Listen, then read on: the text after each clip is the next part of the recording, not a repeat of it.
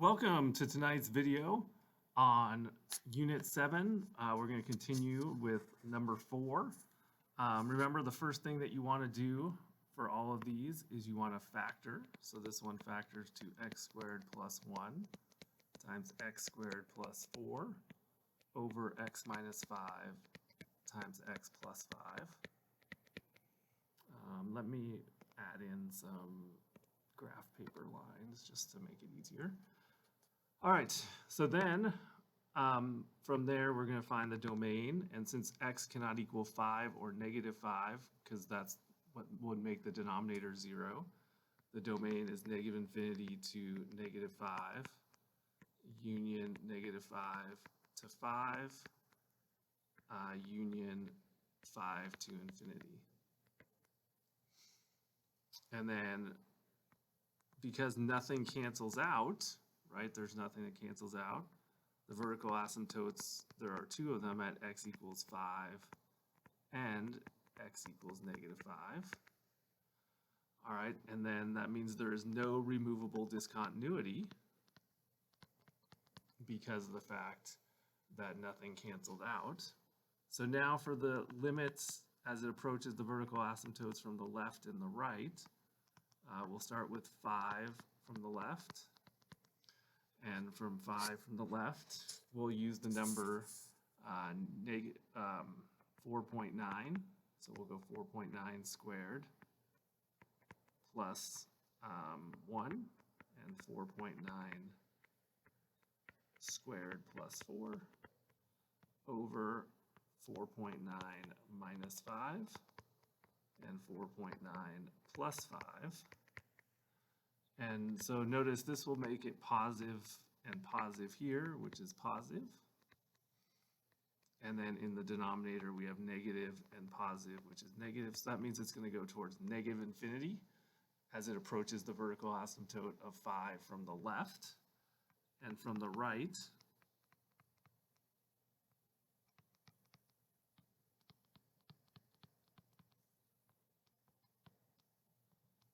we can do 5.1.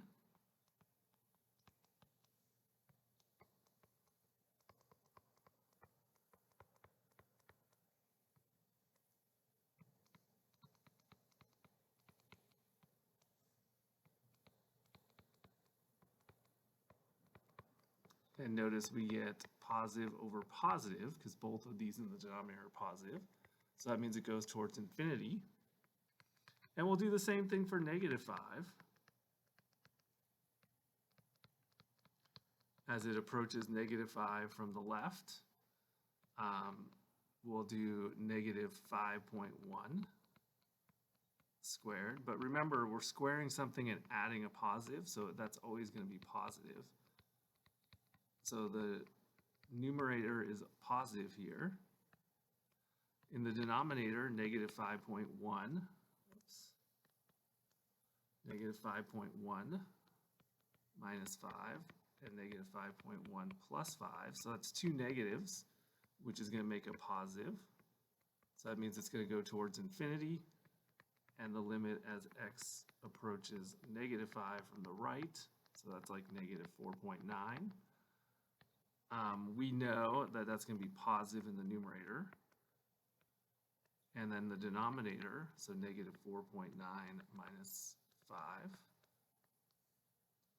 and negative 4.9 plus 5.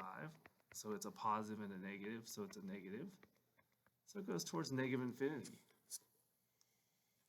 So now the limits as x approaches infinity and negative infinity, so the left and right hand behavior limits of the function. And remember, for these, you're going to observe highest powers. Well, notice if you look at the original, you have x to the fourth, so you would divide everything by, so basically everything with x to the fourth would stay, and everything else goes to 0. So since the coefficient here is 1, it's going to be 1 over 0. So that means, for both of them, so that means now it's either going to be negative infinity or positive infinity. So this is where we would substitute a value like, for example, for infinity, I'd put 100. and 100 would make both of these in the denominator positive. So that means it's going to go towards positive infinity because you're going to have positive over positive.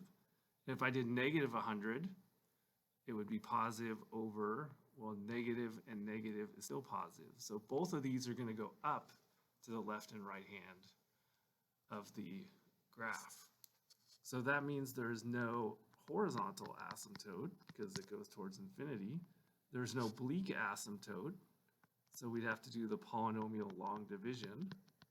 And I put zeros as placeholders when it skips, goes from x squared to a number, and here it goes from x to the fourth, 0x to the third, plus 5x squared, plus 0x plus 4. So then x squared times x squared gives you x to the fourth, so then you multiply x to the third minus 25x squared. Subtract, that cancels. So 5 minus a negative 25 is 30x squared. And then you bring down the next two terms, because you need to have 3 terms here, because you have 3 terms there. So then x squared times what gives you 30x squared, and it would be 30.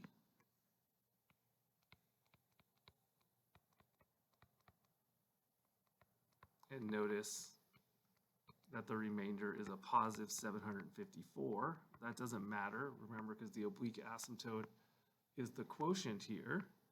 So the oblique asymptote is at the parabola of y equals x squared plus 30. So now to see if the graph is crossed, or there's a point of intersection between the oblique asymptote and the function, we set x squared plus 30 equal to x to the fourth plus 5x squared plus 4 over x squared minus 25.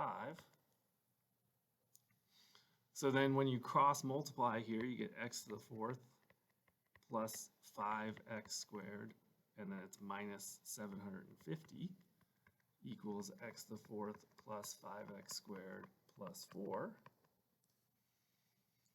When you subtract, you'll cancel these out. So you get negative 750 equals 4. And that is not a true statement, so there is no solution, which means f of x does not intersect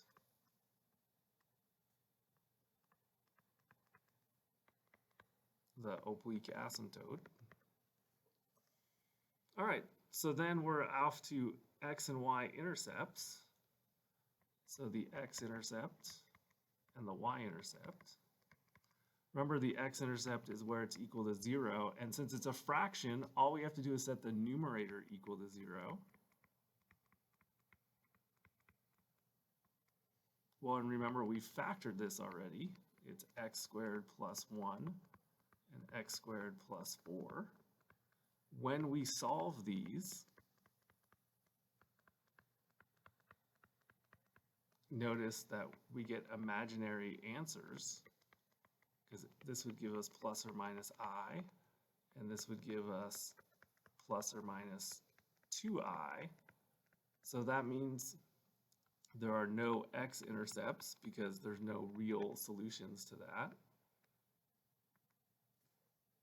So now the y-intercept, we put 0 in for x.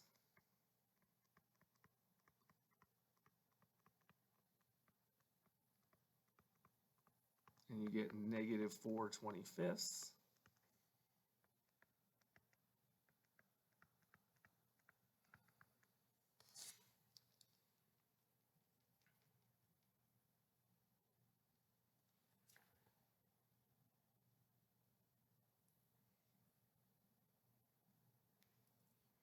You get negative 4/25. All right, so those are the x and y intercepts. Symmetry. So if we talk about symmetry here, so we put in a negative x to the function,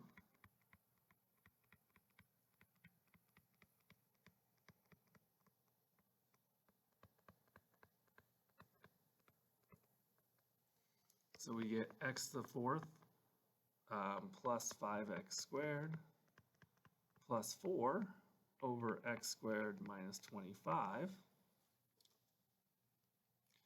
And notice that is the same as what we started with, so we know it's even since f of negative x is equal to f of x. Now you can also show that it's not odd, because if you take out a negative,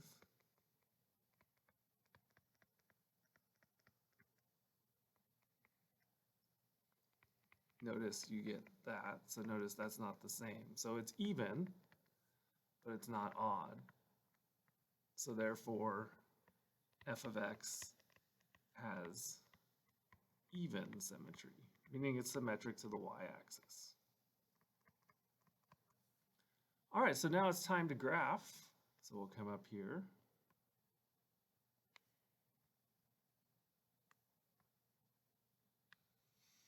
All right, so the first thing is the vertical asymptotes of 5.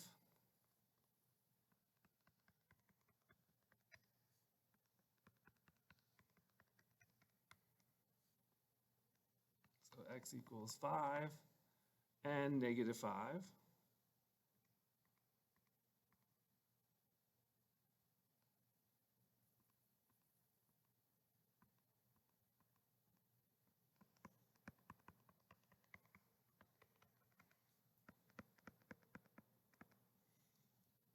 All right, and then you have the oblique asymptote of y equals x squared plus 30. I'll go by 5s on the y-axis, so 5, 10, 15, 20, 25, 30. So here's 30, so it's a parabola.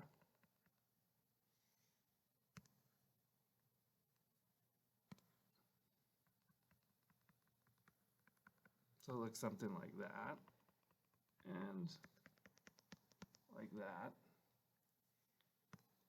This part I'll just redraw a little bit. All right, and then you have the y-intercept of 0 and negative 4/25.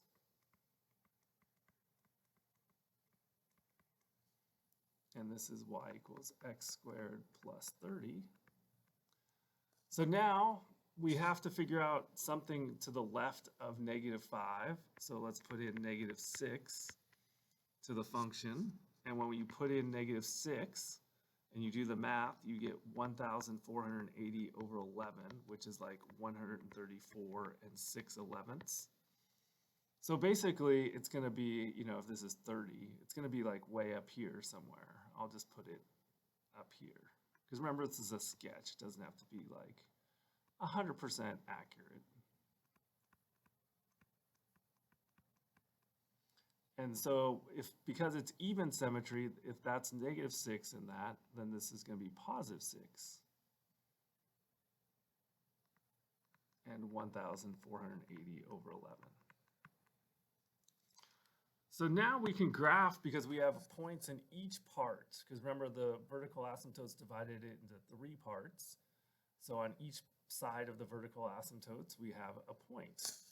So now we use what we learned, which is as it approaches negative 5 from the left, it goes up.